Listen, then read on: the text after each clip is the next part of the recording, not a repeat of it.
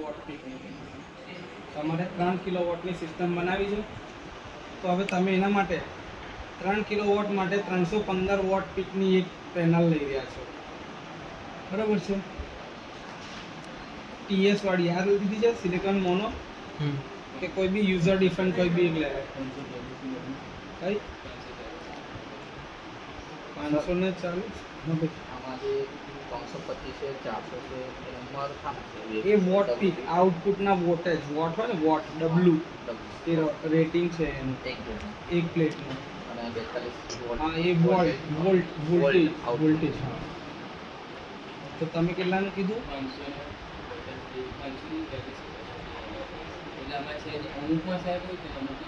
તમે ટેકનોલોજી કઈ લો છો ઓપ્શન એક તમે બ્રાન્ડ કેમ પસંદ કરવાના છે? ઓલ મેન્યુફેક્ચરર બધામાંથી મારી ઈચ્છાની હું લઈ શકું છું. હવે તને જબરદસ્ત મોટી આપીશું. તારે કેટલાની જોઈશે? 500.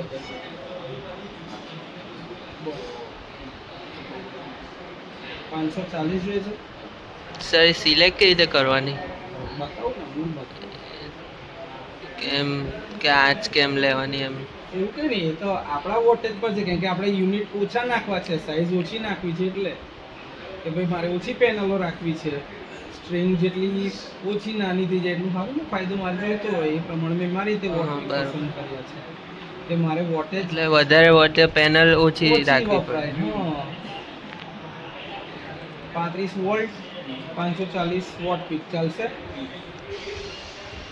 આ લીધું ને બાય ફેશિયલ મોડ્યુલ છે આ તમારો, એટલે બે બાજુથી કન્ડક્ટ થશે. હા એ તો આગળ પાછળ બે બાજુની સાઈડ પર. પણ સર મારે એવું નહીં જોઈતું, બાય ફેશિયલ મોડ્યુલ નહીં જોઈતું, મારે સાદું જોઈએ છે વારીવાલાનું. લે થઈ ગયું. પસંદ કરી લીધું અત્યારથી, કેમ કે તમે અહીંયા આગળ જોયેલું છે. હું એવું કંઈ કહું છું કે તમારે પસંદ કરો છો, તમને કીધું. તમારે કેટલા કિલોવોટ પીકનો છે? 3 કિલોવોટ પીકનો પાવર છે. તો 550 વોટ વાળી લેવાય. 540 વોટ પીક છે. તમે એ પ્રમાણનું 3 કિલોવોટ પીક માટે જોઈ લો મેક્સિમમ કેટલા લગીનું અવેલેબલ છે વોલ્ટેજ રેટિંગ વાળું. જો 60 થી 560 વોલ્ટ, 350 વોલ્ટ, 600 વોલ્ટ વાળું છે. એ કઈ જોતું જવાનું મારી પેનલ, કેમ કે આના ઇનપુટ વોલ્ટેજ જોડે મેચિંગ તો કરાવડાવવું પડશે ને તમારે. કેટલા છે? 35 વોલ્ટ છે. 35 વોલ્ટ તમારો એક ઇનપુટ જતો હોય એવું છે. તો માટે જ ગણતરી મારું મેં 40 થી ચાલુ કરું, કોઈ વાંધો ખરો? તો 30 વાળું જે છે ને ત્યાંથી લેવું પડશે. 30 થી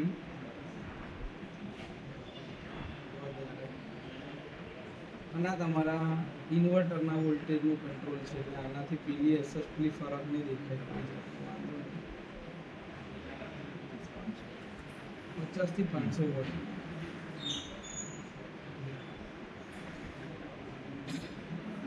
શું કે છે? The array MPP voltage may not attain the inverter minimum voltage for full power. કે ઇન્વર્ટરનું મિનિમમ વોલ્ટેજ લગીને જશે નહીં. Input maximum voltage 550, inverter with 1 input. હવે મારે ઇનપુટ અહીંયા આગળ 2 કરવા છે, તો મારે અહીંયા આગળ શું કરવું પડશે? આને ઘટાડી દો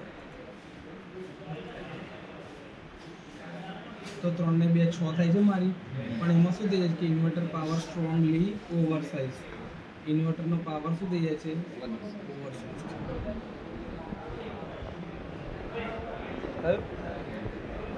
આનો સિંગલ લાઈન ડાયાગ્રામ જો આવો બને, 2 સ્ટ્રિંગ ઇન્વર્ટર અને અહીંયા કરતી આવું વ્યૂ તમારે કરવું હોય તો આવું દેખાય. 2 3 સ્ટ્રિંગ છે, વચ્ચે ઇન્વર્ટર છે, નહીં તમારું જીવીનું કનેક્શન છે. આની પ્રિન્ટ કાઢવી હોય તો તમારાથી પ્રિન્ટ નીકળે. A4માં A3માં જે પ્રમાણે કાઢવી હોય એ નીકળે પીડીએફમાં, બરાબર છે. પ્લસ કરું છું સમજાવવા માટે છે. પીનોમ રેશિયો 1.08 છે, 1.1 ચાલે. ઓવરલોડ 0.0% છે, ચાલશે. આમાં ખાલી એટલું કે the array MPP voltage may not attain the inverter minimum voltage for full power. બરોબર છે. આ એરર જે આવે છે ને, ખાલી આ એરર અને ક્લિક કરો.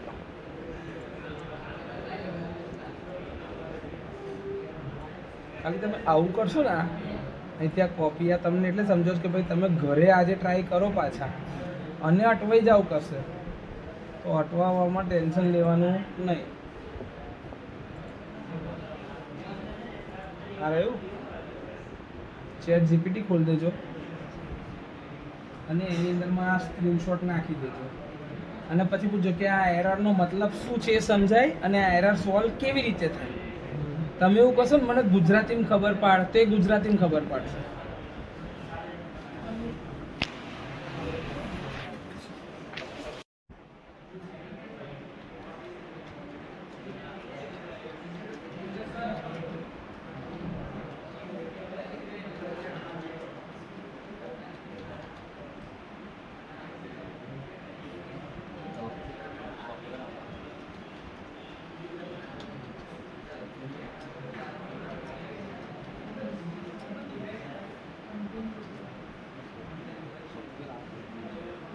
એમ GSL એવું એ આર્ટિફિશિયલ ઇન્ટેલિજન્સ છે. એને મગજ છે કે આ DNA S લખવાનું ભૂલ છે, તું ચિંતા હું કેમ કરે. આનો અર્થ એ છે કે પીવી એરે જે છે સોલાર પેનલ સિરીઝમાં જે મોડેલ એનો વોલ્ટેજ જેના પર ઇન્વર્ટર સૌથી વધુ પાવર આપી શકે છે તે ઇન્વર્ટરના મિનિમમ MPPT વોલ્ટેજથી ઓછું હોઈ શકે છે. પરિણામે ઇન્વર્ટર પૂર્ણ રેટેડ પાવર મેળવવામાં અસમર્થ રહેશે. કેમ? કેમ કે 35 ને 35 વોલ્ટની પેનલ છે. હા તો 35 દુ 70 ને 105 વોલ્ટ જ મળશે. અને ઇન્વર્ટરનું કેવું છે 50.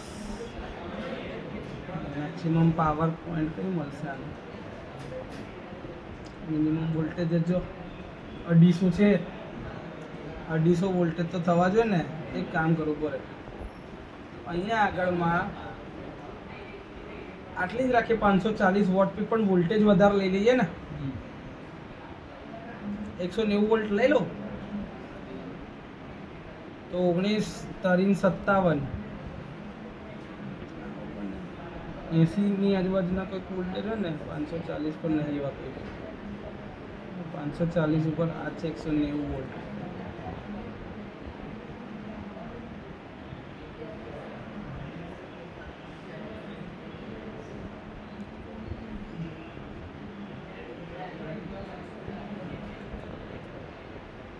નહીં થવા દે કેમ જો આ તમારા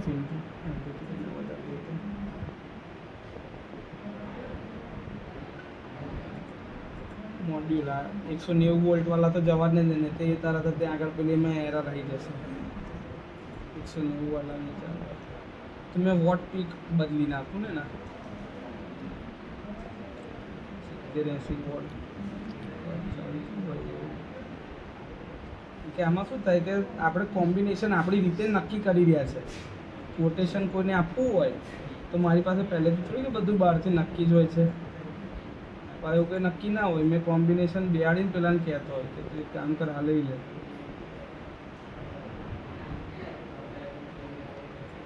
$540 વોટ પીક તારે પસંદ આવ્યું છે ને, રહેવા દે. અભી 540 વોટ પીક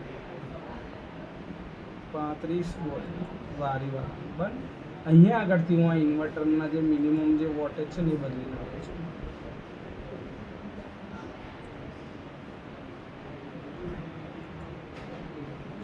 એના પેરામીટર ઓપન કરીએ. કેટલા છે? પી નો 281 છે. 281 છે તો આમાં બી એરર તો એ જાય.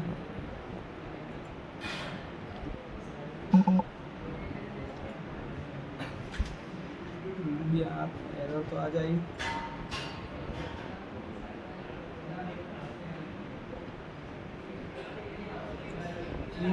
नॉमिनल वोल्टेज जो है ने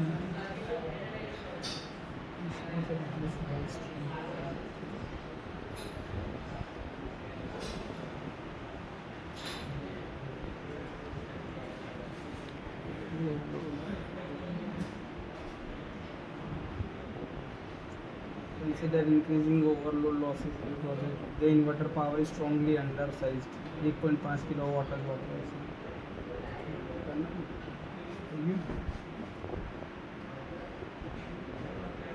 મલ્ટીવાળું કરશે તો મલ્ટીપલ ઇન્વર્ટર વપરાશે, એ અડધું થઈ જાય. મારે નતું કરવું.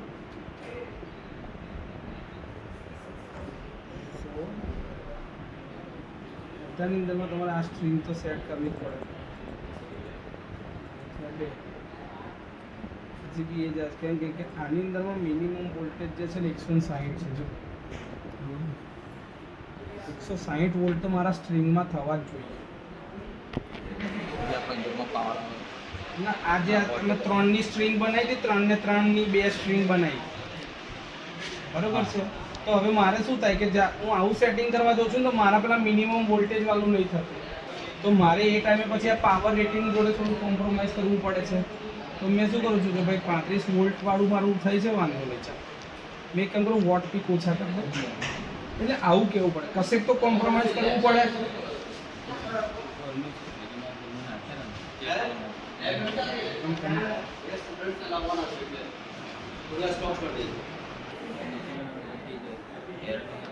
એટલા માટે થાય કેમ કે જો આમાં શું થશે, 540 વોટ પીક તું આલે છે, પણ જે ઇન્વર્ટર માંગે છે ને એનો મિનિમમ વોલ્ટેજ જ તારો જે છે 165 વોલ્ટ જોઈશે સ્ટ્રિંગનો.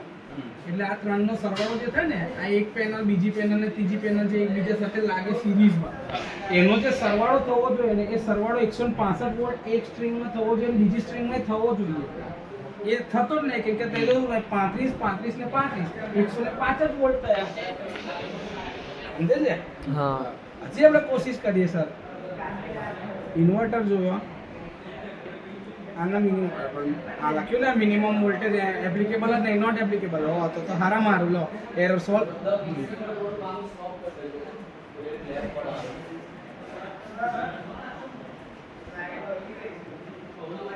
એવું કહે છે કે ભાઈ તમારે તે ટાઈમે મને ના સિરીઝની અંદરમાં મોડ્યુલ 4 થી 10 ની વચ્ચે જ જોઈશે.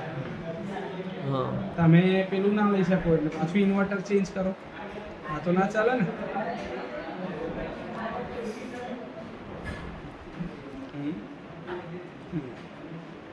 કાઢી નાખ્યો. પાછું આમાં બી એની તકલીફ તો એ જ છે, જો 4 થી 10 માં રાખો અને એક જ સ્ટ્રિંગ વાળી પોસિબિલિટી થાય તમારે. થઈ ગયું? તો આયુ તમારે પસંદ કરી જાય એક જ લાઈનમાં હા એક જ એમાં કનેક્ટ. આ તારો ડાયાગ્રામ આવો બન્યો, 6 પેનલ એકબીજા સાથે સિરીઝમાં, એ ઇન્વર્ટર સાથે કનેક્ટેડ નહીં, આની જોડે કનેક્ટેડ. સાહેબ એટલી જગ્યા નહીં હોય તો આપણે 3 ની સ્ટ્રિંગ બનાવી હોય પણ એને છેડો પછી આમથી આમ સિરીઝમાં લઈ જવાનો, કેબલ મોટો કરી દેવાનો ને. હા તો પેનલનો કેબલ મોટો ના આવે, એને પછી કનેક્ટર થી કનેક્ટર જોડે કનેક્ટ કરવું પડે.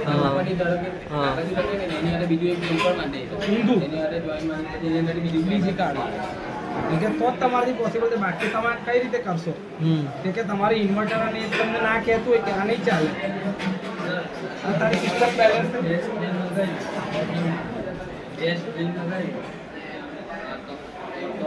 તો તમે અહીંયા આગળ 3 મૂકી, આ 3 સિરીઝમાં, તો નીચે આ 3 સિરીઝમાં થઈ, આ 2 સ્ટ્રિંગ કહેવાય. આ એક સ્ટ્રિંગ, આ બીજી સ્ટ્રિંગ, આ બંને બીજા જોડે પેરેલલમાં હોય, બંને બેલેન્સ કન્ડિશનમાં જોઈએ, તો જ તમારી આમ સ્ટેબલ સિસ્ટમ નવી પડે કોઈ બી બાજુ. એ નંબર તો એવું નથી, આપણે એને તો બેલેન્સમાં રાખવું છે. સમજ્યા? આને ઓકે કરવું હવે? હા ઓકે થયું. The areas of the 3D fields is far larger than the area of the modules defined in the system software. એ તો સર મેં લોકો કાલે કરતો હતો ને એટલે એવું આવે. એ તો નિયર બાય શેડિંગ થતી જશે. શેડિંગ વાળું જે બતાવે છે ન્યુ શેડિંગ થઈ ગયું. સેવ. કોઈ શેડિંગ સીન છે જ નહીં. Run simulation.